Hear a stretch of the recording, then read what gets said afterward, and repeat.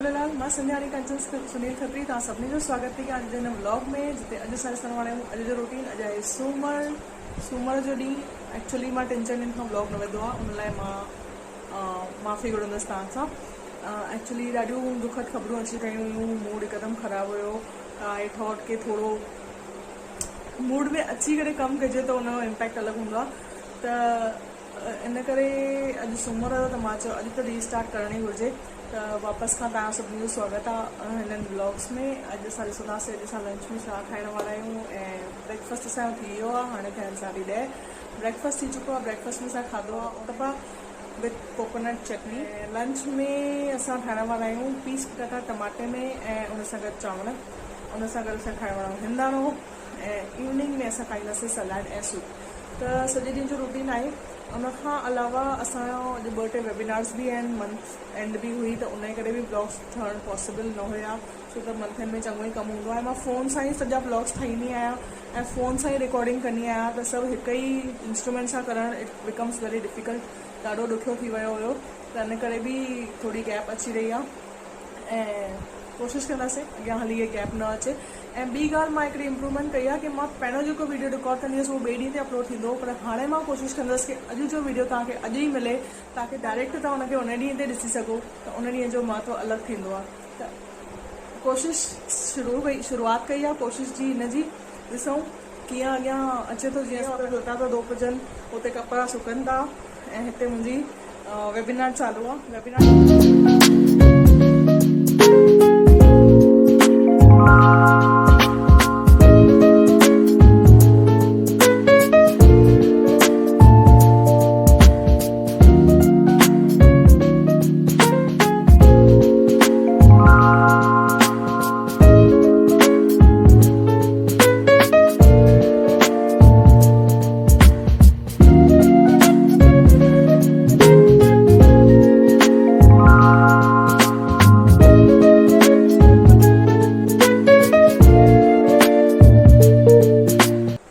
Webinar पूरो थी चुको आहे। हाणे असां उथंदासीं ऐं हली करे असां पहिरियों मशीन मां कपिड़ा कढी सुकाइण वञंदासीं, ऐं उनखां पोइ लंच जी तयारी कंदासीं।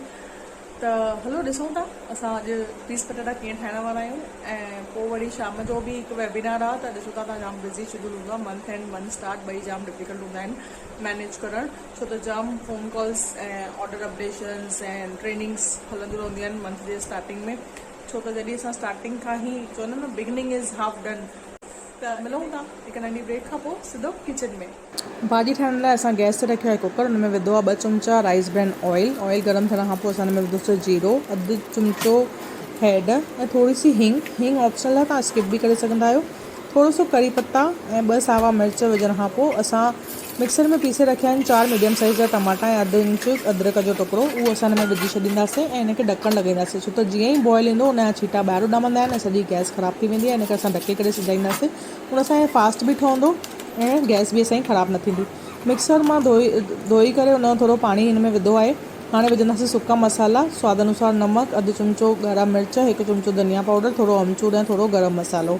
इहो विझी करे मिक्स कंदासीं। ऐं ॿिए पासे असां अधु कोप पीज़ ऐं 1 मीडियम साइज़ जो पटाटो वढे करे धोई वरितो आहे। हाणे असां उहो हिन में मिक्स कंदासीं, विझी करे मिक्स करे उनखां पोइ पंहिंजी रिक्वायर्ड कंसिस्टेंसी जे हिसाब सां तव्हां पाणी ऐड करे सघंदा आहियो। मां हिते एक्स्ट्रा पाणी न विझण वारी आहियां, छो त मिक्सर वारो विधो आहे। ऐं हाणे असां हिनखे ढकणु लॻाईंदासीं। प्रेशर भरिजण खां पोइ हिनखे 20 मिंट स्लो ते पकाईंदासीं, जेसिताईं ॿिए पासे ठाहींदासीं चांवर ऐं असांजी रोटी थी वेंदी तयारु। हलो तेसिताईं ॾिसूं था ध्रुविका छा करे रही आहे। ध्रुविका त पढ़ाई करे रही आहे। वाओ,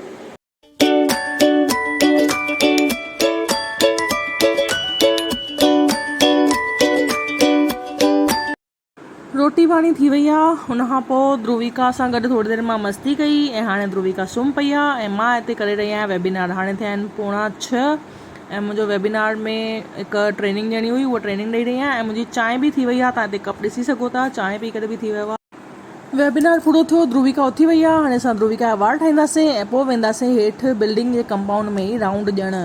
त ध्रुविका अॼु करण वारी आहे 2 चोटियूं, छो त हुनखे अॼु दिलि थी आहे 2 चोटियूं करण ते।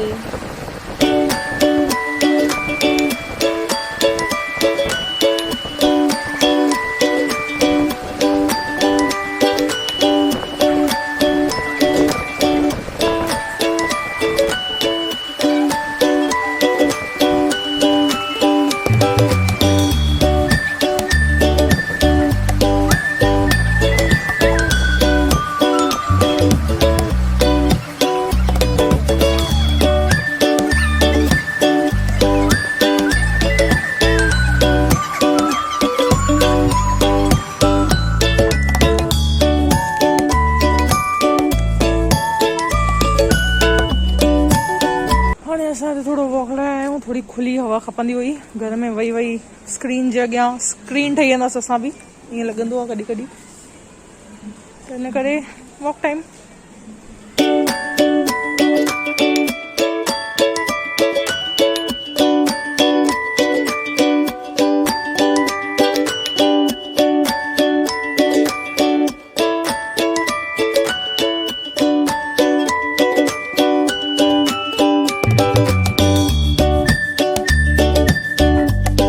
हाणे थिया 9 असां वॉक था अची चुका आहियूं, ॾाढो मज़ो आयो, थोरी एॾी मस्तु फ्रेश हवा पई लॻे, घर में वेही वेही ईअं पियो लॻे की बसि हाणे स्क्रीन जे अॻियां वेही वेही असां बि फोटो स्क्रीन में अची वेंदासीं।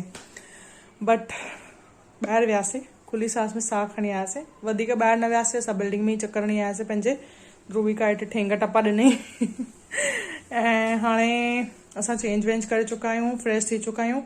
हाणे मां ठाहींदसि डिनर में असां ठाहिण वारा आहियूं सूप एंड सलाड।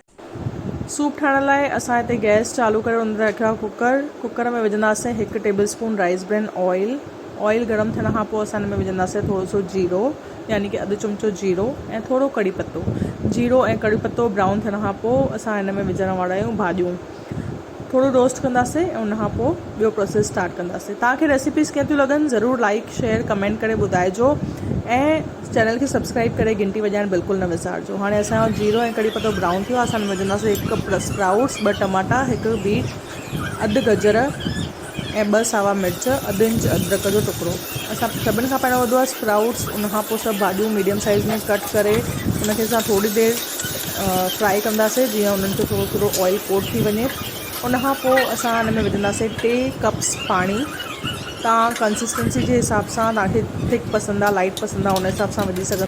हाणे विझंदासीं असां स्वाद अनुसार नमक ऐं थोरी सी हल्दी। इन खां पोइ फास्ट ते असां हिनखे प्रेशर कुक कंदासीं। सीटी भरिजण खां पोइ असां हिनखे स्लो करे 10 खां 15 मिंट डिपेंडिंग अपॉन की कहिड़ियूं भाॼियूं था विझियूं आहिनि सिजाए करे, उनखां पोइ थधो थियण खां पोइ जॾहिं प्रेशर रिलीज़ थी वेंदो पोइ असां हुनखे ओपन करे ॾिसंदासीं त हीअं असांजो कुझु सूप ॾिसण। इन खां पोइ हिन मां असां टमाटे जा जेके छिलका हूंदा उहे कढी करे अलॻि कंदासीं ऐं इन खां पोइ असां मैशर सां मैश कंदासीं, या त मंदीअड़े सां तव्हां हिनखे विलोड़े करे स्मूथ कंसिस्टेंसी ठाहे सघंदा आहियो। पर मां हिनखे हिकदमि स्मूथ न करण वारी आहियां, मूंखे थोरा चंक्स वणंदा आहिनि, ईअं लॻंदो आहे की कुझु खाधोसीं। केॾो त मस्तु सूप तयारु थी वियो आहे। अचो असां हिनखे हाणे प्लेटिंग था कयूं।